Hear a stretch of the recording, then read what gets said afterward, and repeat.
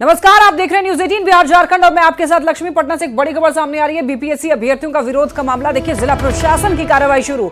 छात्र नेता दिलीप को भेजा जाएगा जेल। अभ्यर्थियों को गुमराह कर विधि व्यवस्था भंग करने का आरोप लगा है दिलीप पर। दिलीप के खिलाफ पटना पुलिस केस दर्ज करेगा। बता दें आपको, जिला प्रशासन ने भी अभ्यर्थियों से अपील की, किसी प्रकार के अफवाहों पर नहीं ध्यान दें, सिर्फ बीपीएससी की ओर से जारी की गई सूचना पर ध्यान देने की बात कही गई है। और पूरा प्रदर्शन जो है अफवाह पर आधारित था, ये कहा जा रहा है। विधि व्यवस्था की समस्या उत्पन्न करने वालों के खिलाफ केस दर्ज होगा। लोक सुरक्षा से खिलवाड़ करने वालों को बर्दाश्त नहीं किया जाएगा। ये बड़ी खबर आप तक पहुंचा रहे हैं। बताते चलें आपको कि दिलीप को जेल भेजा जाएगा।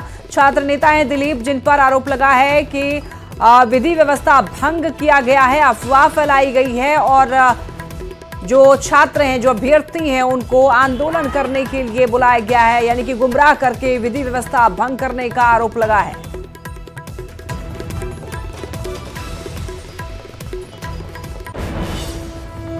नॉर्मलाइजेशन के विरोध में देखिए, छात्रों के समर्थन पर उतरे खान सर को हिरासत या गिरफ्तार की खबरों पर पटना पुलिस ने सफाई दी है। पटना पुलिस ने यह साफ कहा है कि खान सर को न तो गिरफ्तार किया गया था, न ही हिरासत में लिया गया था। उन्हें बार बार थाने से जाने को लेकर बोला जा रहा था, लेकिन खान सर इसके लिए तैयार नहीं थे। पटना एसएसपी राजीव मिश्रा ने न्यूज 18 को इसकी जानकारी दी। खान सर को हिरासत में लेने या फिर गिरफ्तारी की खबरें जो हैं वो बेबुनियाद हैं। खान सर को हिरासत में नहीं लिया गया है। पटना एसएसपी ने इस बारे में जानकारी दी है। तो आपको बताते चले कि खान सर समर्थन दे रहे थे अभ्यर्थियों का, कैंडिडेट्स का। जो लोग धरना प्रदर्शन कर रहे थे, जो लोग आंदोलनरत हैं अभ्यर्थी, उनका भी यही कहना है कि नॉर्मलाइजेशन नहीं लागू होना चाहिए एग्जाम में। हालांकि बीपीएससी की तरफ से यह कहा गया है कि नॉर्मलाइजेशन लागू नहीं होगा। आगे बढ़िए ना, आपको लेके जाया जा रहा है। सुनिए ना, कुछ भी हो जाएगा, जब तक आयोग पीछे नहीं हटेगी हम नहीं मानने वाले हैं। अरे आप लोग, हम लोग को नोटिफिकेशन ले आने जाना है। हम लोग को नोटिफिकेशन दे दे लोग यहाँ पर, हम लोग नोटिफिकेशन दे के चले जाएंगे यहाँ पर। हाँ, हम लोग, हमको उससे मतलब नहीं है यहाँ पर। सर, आयोग बुलाया है, नोटिफिकेशन। आयोग काय को बुलाने जाएगा? हम लोग का मांग पूरा करें, हम लोग चल जाएंगे यहाँ पर। अभी आप कहाँ जा रहे हैं? अब हम जा रहे हैं यहाँ पर। उनका लोग जा रहे हैं, घर जा रहे हैं? घर का लिए जाएंगे यहाँ, नोटिफिकेशन देते हम घर चल जाएंगे। आयोग जा रहे हैं मुलाकात कर। हम जिसके पास जाना होगा जाएंगे। हम बच्चों के लिए यहाँ पर, वो बेचारे ठंड में मरेंगे वहाँ पर। बताइए यहाँ पर सुबह से आप नहीं, सुबह से हम लोग थक चुके हैं यहाँ पर, रात हो गया यहाँ पे, बच्चे सब कहाँ जाएंगे यहाँ पर। नॉर्मलाइजेशन के विरोध में बीपीएससी अभ्यर्थियों के साथ गर्दनीबाग धरना स्थल पर धरना पर बैठे कोचिंग संचालक खान सर को लेकर आज शाम कई तरह की बातें आ गई। कहा यह गया कि खान सर को गिरफ्तार कर लिया गया है, ये भी कहा गया कि खान सर को हिरासत में ले लिया गया है। लेकिन पटना के एसएसपी राजीव मिश्रा ने न्यूज 18 से बातचीत करते हुए ये खंडन किया इस बात का कि खान सर को या तो गिरफ्तार किया गया या हिरासत में लिया गया है। एसएसपी राजीव मिश्रा ने कहा कि न तो उन्हें गिरफ्तार किया गया है, नहीं हिरासत में लिया गया है, बल्कि उन्हें कई बार कहा गया कि वो थाने से जा सकते हैं, लेकिन खान सर खुद जाने को तैयार नहीं थे। और आखिरकार पुलिस उन्हें एक गाड़ी पर बिठाकर यहाँ से ले गई है और एसएसपी ने कहा है कि उन्हें छोड़ दिया जाएगा।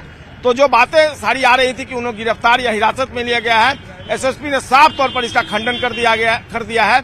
अब कुल मिलाकर खान सर जो है वो पटना पुलिस के कस्टडी में नहीं है और पुलिस ने कह दिया है कि उन्हें छोड़ दिया गया है और वो अपने घर जा सकते हैं और जहां मन वो जा सकते हैं। उन्हें किसी तरह से पुलिस की तरफ से कोई उनके खिलाफ एक्शन नहीं लिया गया है। बहरहाल इस पूरे मामले को लेकर बिहार लोक सेवा आयोग की तरफ से एक पत्र जारी किया गया है, जिसमें नॉर्मलाइजेशन को लेकर लोक सेवा आयोग ने सारी स्थिति जो है वो स्पष्ट कर दी है। कैमरा पर्सन अजय दुबे के साथ संजय कुमार, न्यूज 18 पटना। पटना से बड़ी खबर। प्रदर्शन के बाद में बीपीएससी ने नोटिस जारी किया है। आपको बताते चलें कि 17वीं बीपीएससी पीटी में नॉर्मलाइजेशन लागू नहीं होगा। बीपीएससी ने इसे पूरी तरीके से अफवाह बताया है। नॉर्मलाइजेशन का प्रस्ताव नहीं था। कुछ कोचिंग संचालक और छात्र नेताओं की तरफ से अभ्यर्थियों को दिग्भ्रमित किया गया है, ये आरोप लगाया गया है बीपीएससी की तरफ से। कदाचार मुक्त परीक्षा कराना हमेशा आयोग का उद्देश्य रहा है। मल्टीपल पेपर तैयार कराना उसी का एक अहम हिस्सा है और परीक्षा का आयोजन किसी एक सेट से कराया जाएगा। आपको बताते चलें, अभ्यर्थी शांतिपूर्ण तरीके से परीक्षा की तैयारी करें, ये अपील की गई है। और देखिए, विज्ञापन के किसी भी कंडिका में भी नॉर्मलाइजेशन की चर्चा नहीं हुई है। तो लगातार यही आयोग की अपील है कि नॉर्मलाइजेशन नहीं होगा, इसलिए अफवाह पर ध्यान न दें। नॉर्मलाइजेशन को लेकर आज दिन भर गर्दनीबाग इसी धरना स्थल पर छात्रों ने आंदोलन किया और अब शाम होते होते बिहार लोक सेवा आयोग की तरफ से खबर आई है कि नॉर्मलाइजेशन को लेकर आयोग ने फैसला ले लिया है। गुरु रहमान इस वक्त हमारे साथ हैं, वो क्या कहते हैं हम उनसे बात करते हैं। गुरु रहमान नॉर्मलाइजेशन को लेकर फैसला ले लिया है लोक सेवा आयोग ने, क्या कहना चाहेंगे? नॉर्मलाइजेशन के लिए ले लिया, इसके लिए निश्चित रूप से आयोग ने बहुत हरदर्मिता की बात लिया है। दूसरी सबसे महत्वपूर्ण बात है कि 80,000 लोगों का फॉर्म आयोग के सर्वर डाउन होने के कारण नहीं भरा गया, उसको रीओपन किया जाए और परीक्षा के समय लड़के रोड पर हैं उनको परीक्षा की तिथि बढ़ाई जाए। देखिए गुरु रहमान ने स्वागत किया है और काफी संख्या में जो छात्र है, पप्पू यादव जो सांसद है पूर्णिया के, वो यहाँ पर पहुँच गए हैं और जो छात्र हैं वो इस वक्त पप्पू यादव से रूबरू हो रहे हैं अभ्यर्थियों से। काफी संख्या में जो अभ्यर्थी हैं यहाँ पर पहुंचे हुए हैं, अफरा तफरी का माहौल बन गया है। हालांकि गुरु रहमान ने स्वागत किया है बिहार लोक सेवा आयोग के फैसले का, तो जो एक बड़ी मांग थी वो मांग पूरी कर ली गई है। कैमरा पर्सन अजय दुबे के साथ संजय कुमार, न्यूज़ 18 पटना। शेखपुरा में तेजस्वी यादव ने बीपीएससी अभ्यर्थियों पर हुए हमले को लेकर के नीतीश कुमार पर हमला बोला है। तेजस्वी यादव ने कहा है कि सीएम नीतीश के इशारे पर निहत्थे छात्रों को लाठी से हमला करके घायल कर दिया गया है। छात्र परीक्षा की तैयारी भी करें और लाठी भी खाएं। सभी जो छात्र आंदोलन कर रहे थे अपने अधिकार के लिए और जिस प्रकार से बर्बरता से, जिस प्रकार से नीतीश कुमार जी के इशारों पर उनकी पुलिस ने छात्र छात्राओं को लाठीचार्ज किया है, इसका हम जो है पुरजोर विरोध करते हैं, खंडन करते हैं। आप बताइए, जो छात्र हैं वो पढ़ेंगे भी, अपने अधिकार के लिए भी लड़ेंगे और इनको वोट भी देंगे और लाठी भी खाएंगे, ये कहाँ से न्याय है? जो छात्र छात्राएं जिनके भविष्य के साथ खिलवाड़ हो रही है, पढ़ो भी, लड़ो भी अपने अधिकार के लिए, लाठी भी खाओ। और एक खबर मोतिहारी से, उत्तर बिहार के सबसे बड़े राइस मिल पर आयकर और ईडी की टीम ने छापा मारा है। दरअसल बारात की तरह सज करके 40 गाड़ियों का काफिला चावल मिल परिसर पर जाकर के रुका तो सनसनी फैल गई। टीम बाकायदा बारात का बैनर लगा करके पहुंची थी। आयकर और ईडी की टीम के होने की जानकारी से हड़कंप मच गया। आयकर और ईडी की टीम ने प्रसिद्ध रिपुराज ब्रांड राइस मिल पर धावा बोला। आपको बताते चले, बताया जा रहा है कि टैक्स चोरी के मामले में ये टीम पहुंची है और कम समय में राइस मिल मालिक पर अकुत संपत्ति अर्जित करने का मामला है और टैक्स चोरी करने का भी मामला है। ऐसे में ईडी ने और इनकम टैक्स डिपार्टमेंट ने धावा बोल दिया राइस मिल पर।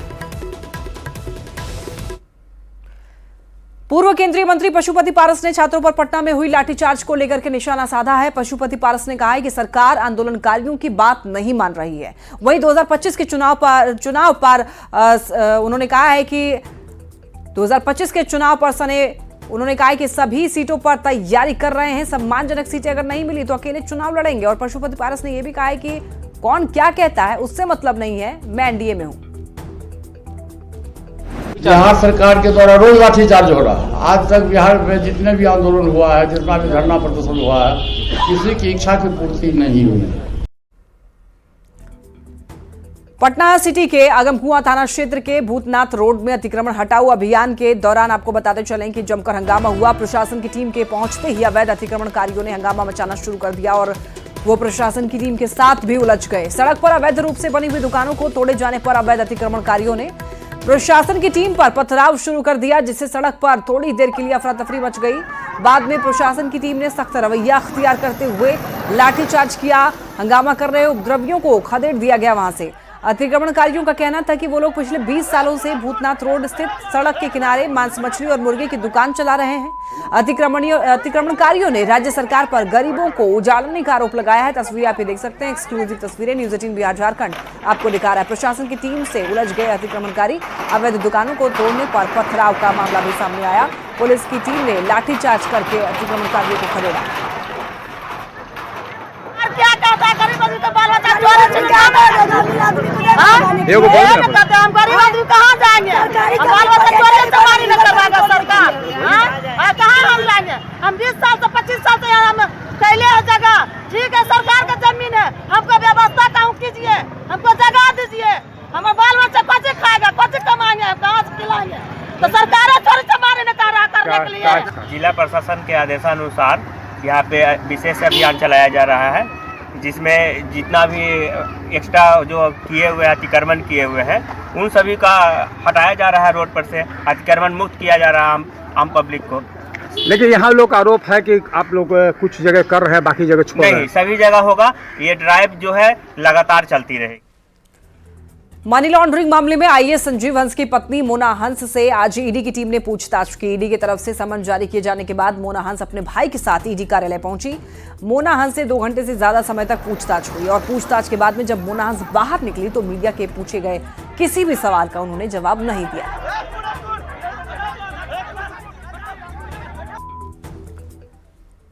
पटना सिटी के मालसलामी थाना क्षेत्र में एक घर से संदिग्ध अवस्था में 2 मजदूरों का शव बरामद होने से सनसनी फैल गई। पुलिस ने मौके पर पहुंचकर दोनों शव को अपने कब्जे में लिया, पोस्टमार्टम के लिए नालंदा मेडिकल कॉलेज भेजा।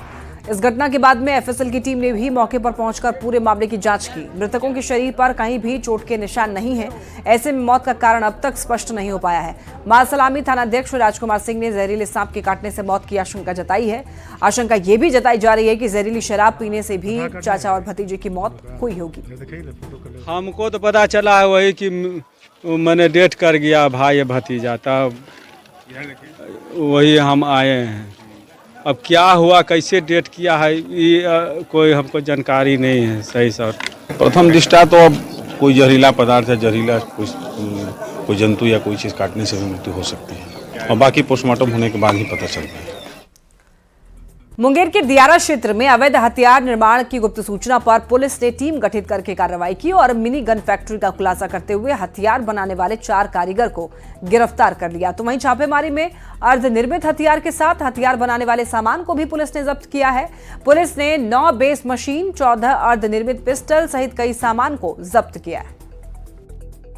और उनके एसएचओ मुफस्सिल और उनकी टीम और हमारा डीआईयू टीम, इन लोगों ने ज्वाइंट रेड किया और वहाँ से जो देवी दियारा है वहाँ से 4 व्यक्तियों की गिरफ्तारी हुई है और इसके साथ ही हम लोगों को 14 अर्धनिर्मित हथियार बरामद हुए हैं और 9 बेस मशीन बरामद हुई है और अन्य सामान जिससे हथियारों का अवैध निर्माण किया जा रहा था वो सब सामान बरामद हुआ है।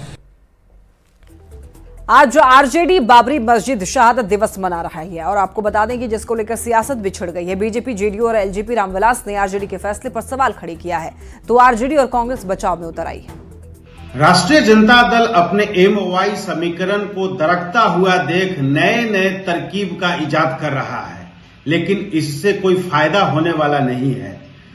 जब मौका मिला था तो राष्ट्रीय जनता दल अपने 15 वर्षों के शासनकाल में अल्पसंख्यक समुदाय को वोट के रूप में सिर्फ इस्तेमाल किया। जिस विवादित ढांचे को गिरा दिया गया, उस पर सर्वोच्च न्यायालय का निर्णय आ गया, उसकी शहादत दिवस मनाने का सिर्फ एक ही तात्पर्य दिखता है कि राजद, जिससे मुस्लिम वोट खसक रहा है क्योंकि राजद उनके हित के लिए काम नहीं करती है, केवल दिखावा करती है, उसको साधने की ये कोशिश की जा रही है। और 6 दिसंबर 1992 को बाबरी मस्जिद शहीद करने का मकसद था कि जो देश के अंदर संवैधानिक व्यवस्था है, देश जो गंगा जमुनी संस्कृति का गहवारा रहा है, देश जो अनेकता में एकता का मिसाल रहा है, उसको कमजोर किया जाए।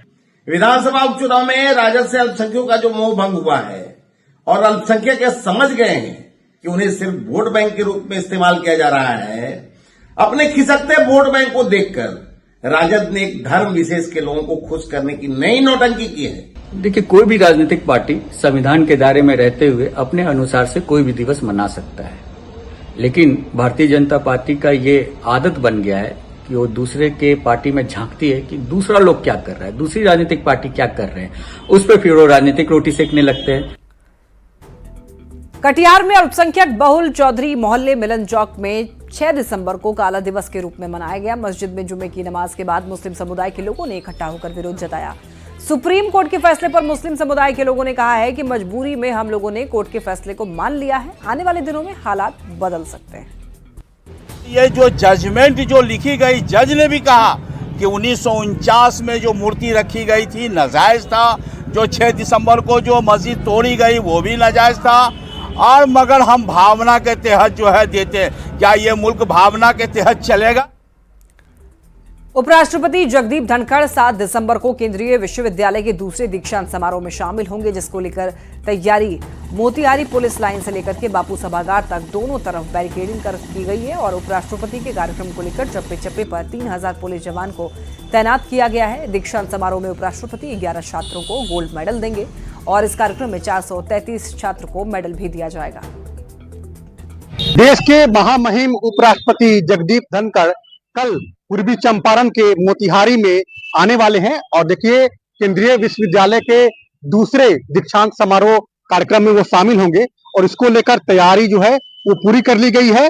खासतौर पर बापू सभागार जो आउटडोरियम है उसमें यह भव्य कार्यक्रम का आयोजन किया गया है और इसको लेकर बापू आउटडोरियम में अस्थायी रूप से थाना बनाया गया है और उपराष्ट्रपति के सुरक्षा में जो है 3000 जो है पुलिस के जवान की तैनाती की गई है, जिसमें 1400 पुलिस बल, 400 पुलिस के पदाधिकारी, 400 मजिस्ट्रेट, 400 चौकीदार और 400 होमगार्ड के जवान तैनात रहेंगे। तो कुल 3000 जो पुलिसकर्मी है उनकी तैनाती होगी। तमाम लोग उपराष्ट्रपति के सुरक्षा में मौजूद रहेंगे और कारकेड भी निकाला गया है। तो सुरक्षा की तैयारी पूरी कर ली गई है। जगह जगह पर चप्पे चप्पे पर पुलिस के बलों की तैनाती है और केंद्रीय विश्वविद्यालय के द्वितीय दीक्षांत समारोह में महामहिम उपराष्ट्रपति कुल 11 छात्रों को मेडल देंगे, गोल्ड मेडल देंगे और टोटल 433 छात्र जो है उनको मेडल दिया जाएगा। तो वैसी स्थिति में केंद्रीय विश्वविद्यालय की तरफ से भी तैयारी पूरी कर ली गई है।